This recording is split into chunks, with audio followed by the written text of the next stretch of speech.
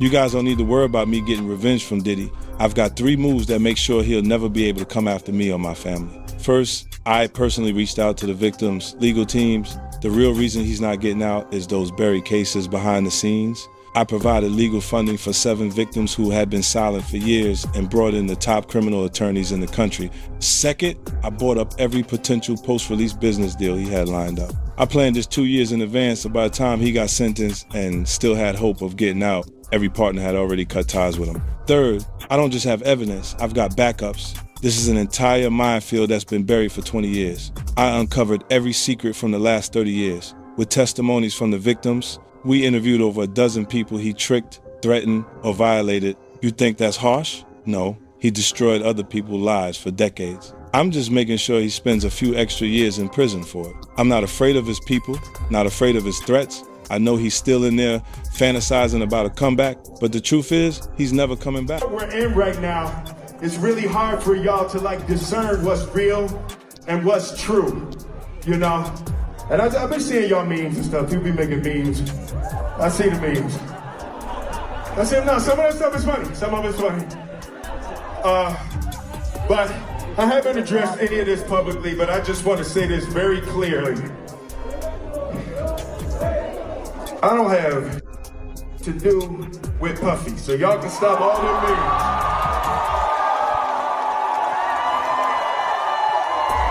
I can stop all of that. I ain't been nowhere near no damn freak off.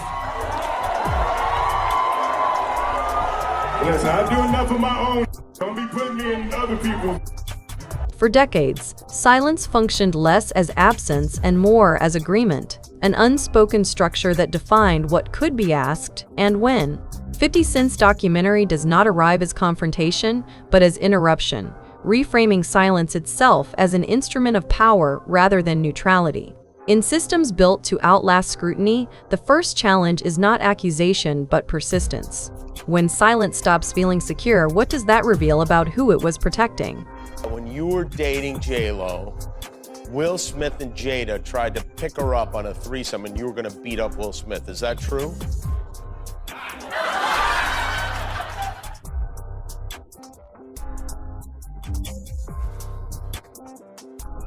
You really heard that? Nah. What? Yeah, I watched it on the internet. You're telling me I can't believe everything I read? What? I don't know what you're talking about.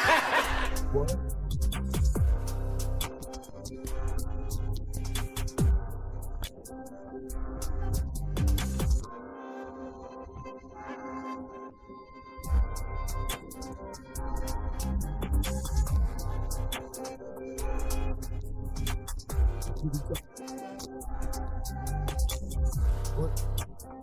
What remained unseen was not secrecy, but normalization.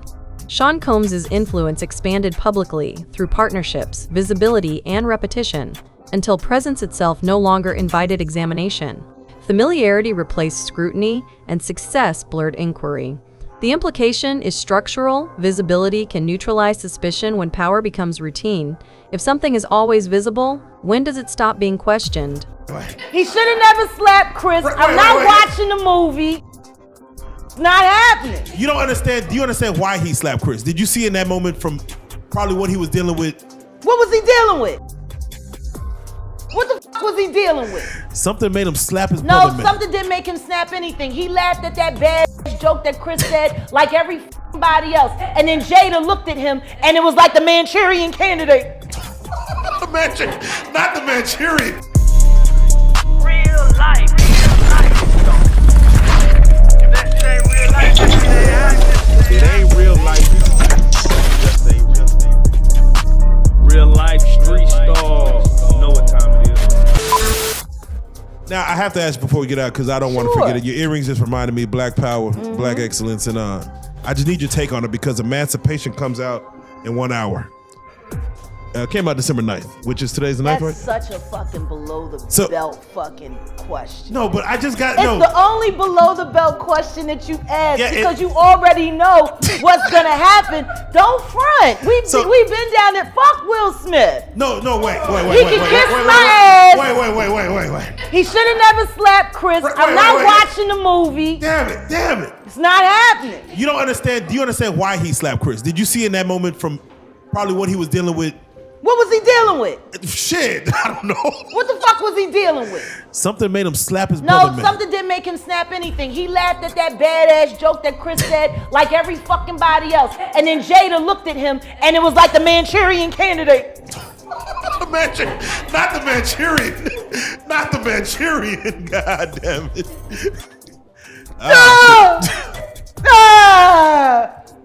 That's what the fuck happened.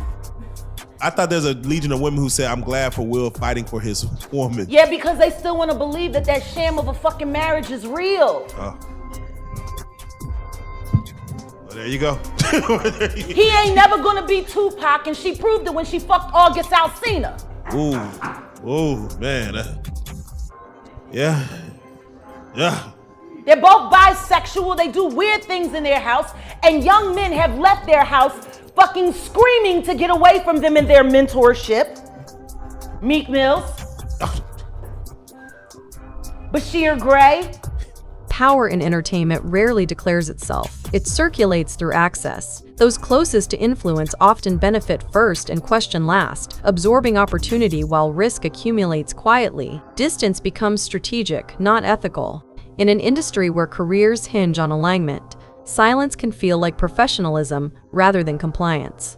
When proximity rewards restraint, who carries responsibility for what goes unchallenged? But it all started, we was in Atlanta. And this story starts when I'm with Puff and he's in the exotic bookstores and he's doing shopping, right? He's shopping, getting his stuff and everything like that. So, you know, this is the first time I was ever in an exotic bookstore with Puff.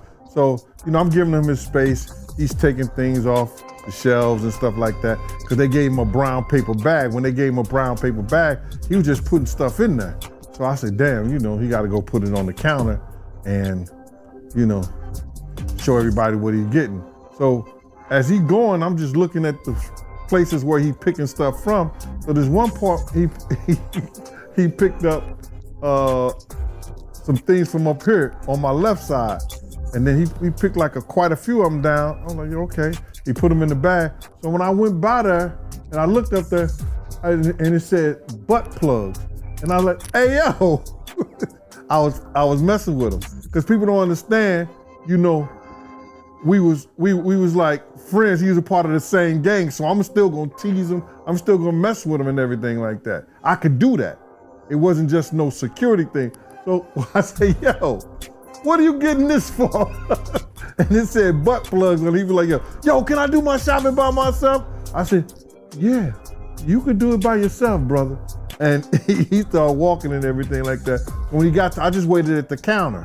When he got to the counter, he didn't even have to show the guy nothing. He just gave the guy a wad of money. I mean, like he gave the guy a stack something like this. And Puff wasn't the dude that carried no 20s and no 50s and nothing like that. And I mean, like, he just said, boom. And we walked out the store. So we had to leave Atlanta and go to North Carolina for a show. You understand? And it was him, this rapper, Sarah, and this other girl. We all got on a G5 jet, and we flew to G4 jet, and we flew to North Carolina. So, Will Smith's visible distancing introduces a subtle but meaningful shift from private discretion to public boundary setting. The gesture is measured, absent escalation, yet timing reframes intent. When separation follows heightened scrutiny, it becomes part of the record rather than outside it. Does integrity depend on action itself, or on when action finally occurs? when they were in the room and they would go in the room with another couple, right? And I've seen some things happen in the jacuzzi. Like when I'm the only one could go to the room 9 times out of 10. When Puff was the one who, was in the presidential suite, I'm the only one allowed. I gotta watch the door. No one can get into that door. I'm the only one that had the pass key or whatever. You know what I'm saying? And then sometimes you would hear a boom, boom, boom, boom, a thump or whatever the situation is and stuff like that. Yo, what's up? Everything good? And sometimes they would open the door. I'm right there by the door. Sometimes you see things you don't want to see. Hey, did they ever try to get you involved? Not at all. Offer you? Not at all. Puff did it one time, but that's in my book. When he was coming from Dallas, he had the snow bunnies. And I reneged on that. Nah, I'm good. Hey, did you see any celebrities Puffy did any of that stuff with, the swinger stuff with? Yeah, I did. Tell me about that.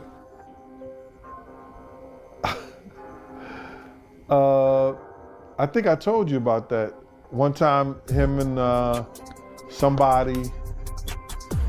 Sarah, and this young girl flew from Atlanta. And they, and flying from Atlanta, we had this artist with us, right? And we were staying in the presidential suite at the hotel.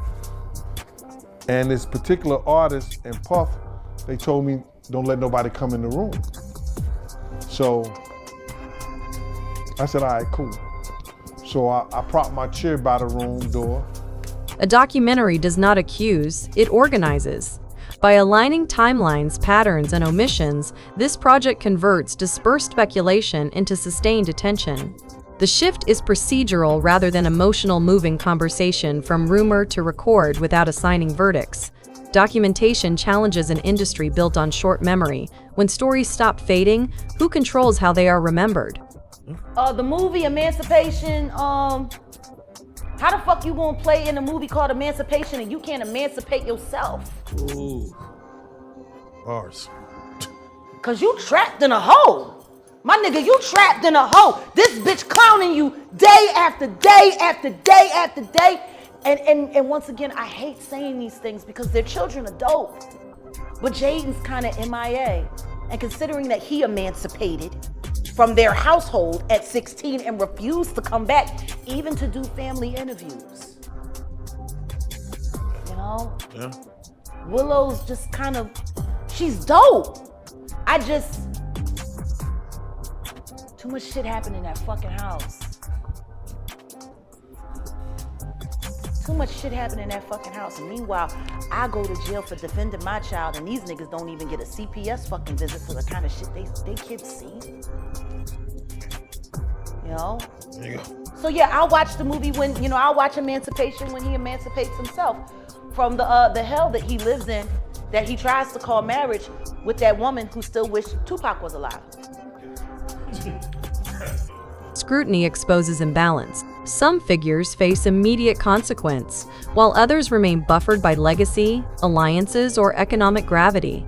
The renewed attention surrounding Diddy and the peripheral focus on Will Smith highlights how accountability activates unevenly. This is not coincidence but structure. If consequence depends on position rather than conduct, can accountability ever be impartial? But enjoy the film, buy lots of popcorn. I ain't supporting shit he fucking though. He's a bad representation for black men. He is literally the epitome of a ballless man. I'm sick and tired of people making our black men look weak. I'm sick and tired of that shit because I don't know no nigga that would put up with the shit that bitch done put him through. Now you could justify staying because you ain't want to cut up the money because she would have got the child support and the alimony, but the kids is grown. So if you staying now, it's either because you being blackmailed to stay or you too lazy to go.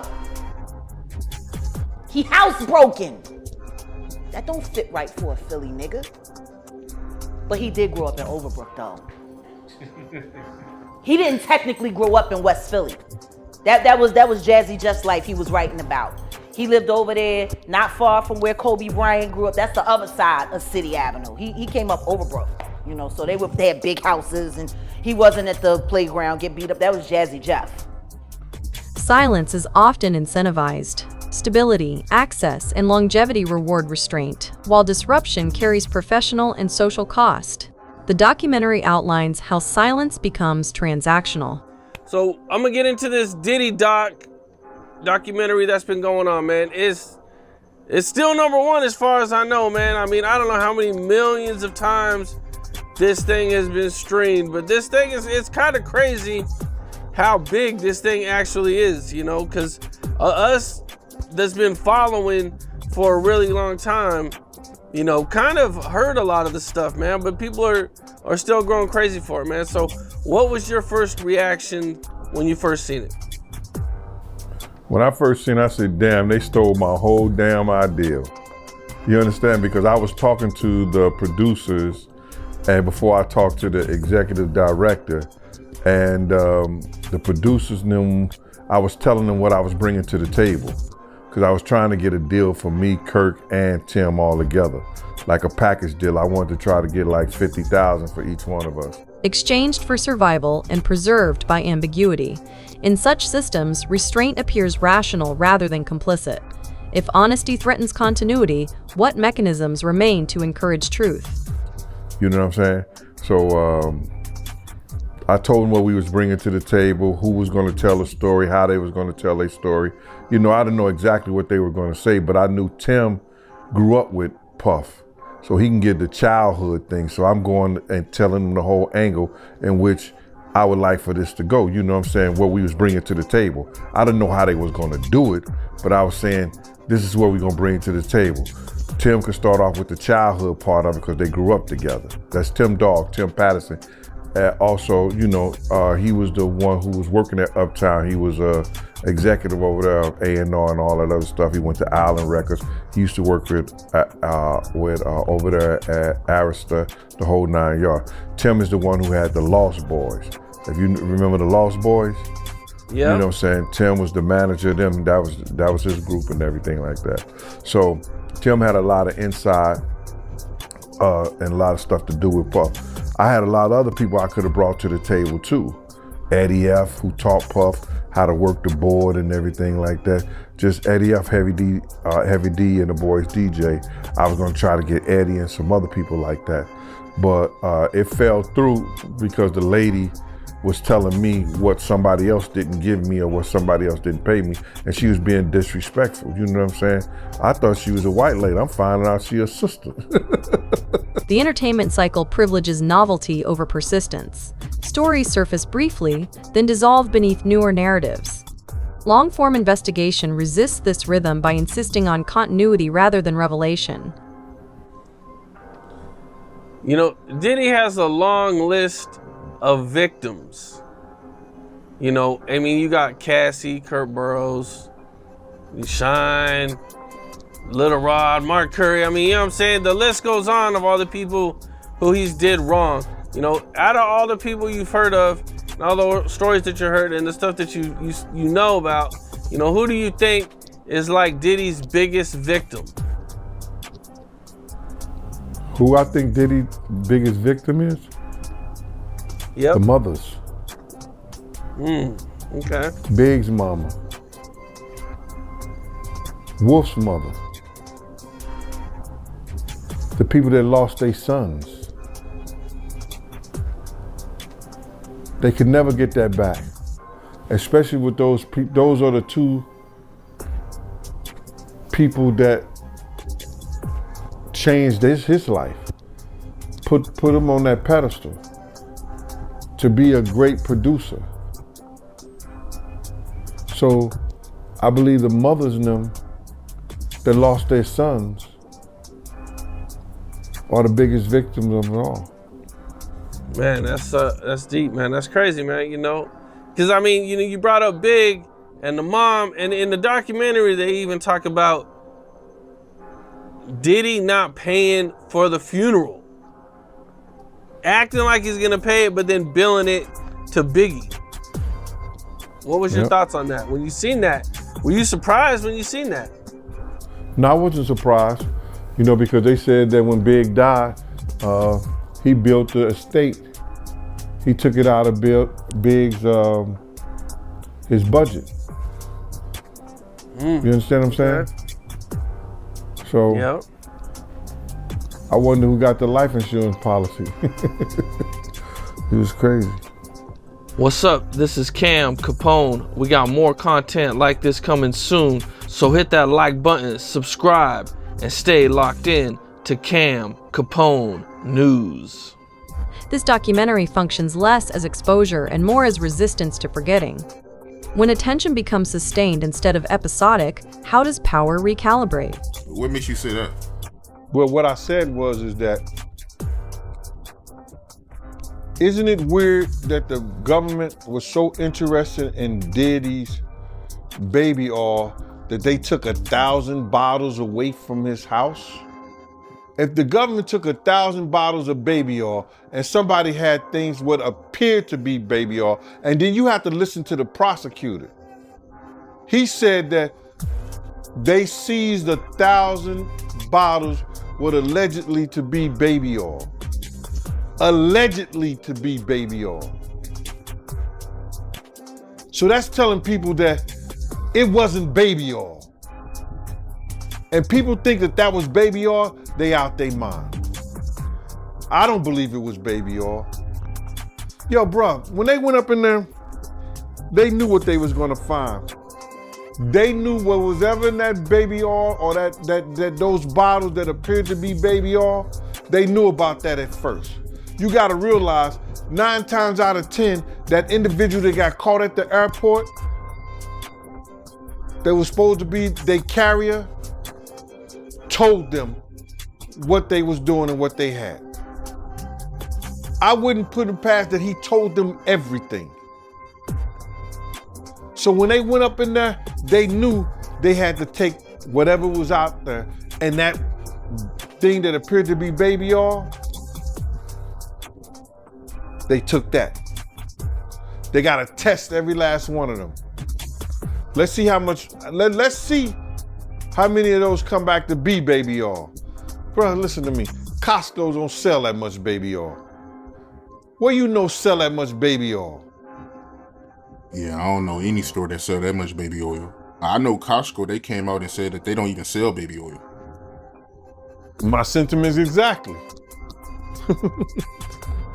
But you personally, right, what do you believe was in the baby oil? If you ever seen a massage parlor being raided and they walking out the people, do they take the massage oil with them when they go? No, they just walk out the people who are. This story does not conclude with confirmation or condemnation. It ends with structure silences mapped, timelines aligned, and influence made visible. Once silence fractures, it rarely disappears. It adapts. Statements become careful, distance becomes visible, and clarity remains partial. Gene Deal, we got to get right into it, man. And Diddy, his house got raided. How you feel about that? Well, I think that the authorities came up with enough evidence to go into a judge by using the civil cases that has came upon him. So because they used the civil cases and found that there was some criminal activity that may have been found at some one of those people who, like Cassie, Jonathan Odie didn't have a civil case against him, but Cassie, Jonathan Odie, and Lil Rob, they used the evidence that they had or the statements they made and convinced the judge that there was enough probable cause to go in there with a search warrant. But the way they did the search warrant and how they did it, man, I thought he was El Chapo or somebody. They took a tactical team in there, brother. They had tactical units. You understand? And it was for allegedly a sex crime. But they took, yo, my man, did you see the artillery and the way the Homeland Security came in there? My man, you would have swore, it was gonna be some gun violence up in there, how they came to it. So my feeling of it is that enough statements have been made that they could probably prove. They did enough investigation. See, people think that when the federal government go in there on you, the reason they got a 99% conviction rate because most people say, they got me. They don't go to court with them. So for them to have a team in New York, because they didn't really mention too much about New York. They had property in New York, property in Miami, and a property in LA, all simultaneously hit. Those different agencies had to get together, plan that, and that's not no bull. That's a lot of manpower, a lot of money. So they want to know how they spent the taxpayer. The taxpayer's gonna know why you spending my money on this to come up with nothing. So you best believe they had something in the first place to go up in there, either through, like I said before, wiretaps. You understand? Because if they convinced the judge that they need a warrant, they had wiretaps, surveillance, and different things that was going on. And then, it's a lot of crazy stuff. When silence no longer protects, does accountability finally emerge? Or does the system simply learn to speak more quietly?